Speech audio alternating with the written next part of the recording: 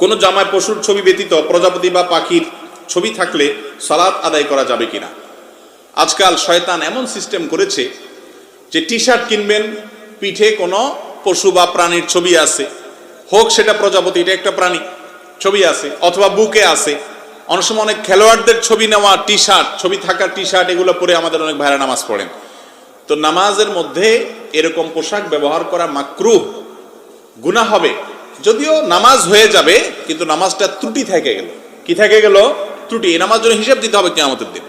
এই জন্য ছবি আলা, সেটা মানুষ হোক, প্রাণী হোক, প্রজাপতি হোক, যদি ক্লিয়ার পরিষ্কার বোঝা যায়, কিছু যদি অস্পষ্ট হয় না, ছবির এমন কিছু বোঝা, শুধু শেপটা বোঝা যায়, চোখ মুখ কান নাই, তাহলে সেটা থাকলে অসুবিধা নেই। কিন্তু ক্লিয়ার একেবারে যদি কোনো প্রাণীর ছবি থাকে, সেই পোশাক নিয়ে নামাজ পড়লে নামাজ মাকরুহ হয়।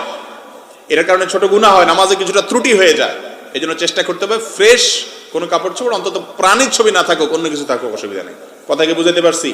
যদি কেউ নামাজের সময় হয়ে গেছে, এমন কোনো টি শার্ট বা জামা গায়ে আছে যে ছবি আলা ছাড়া এখন নাই, এখন জামা পাবো কোথায়, বাসায় দূরে যাওয়ার ব্যবস্থা নেই, তাহলে কি করবেন?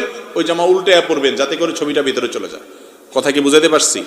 কিন্তু আবার ছবি আছে আদিকে বাসায় দূরে, উল্টাইলে আবার মানুষ আমাদের বলবে যে মাথাটা নষ্ট হয়েছে, এই ভয় যদি থাকে, তাহলে ওই ছবি আলা জামা নিয়েই দরকার হলে পড়বেন, তারপর নামাজ ত্যাগ করা যাবে না। তবে উল্টানোর সৎসাহস থাকা উচিত।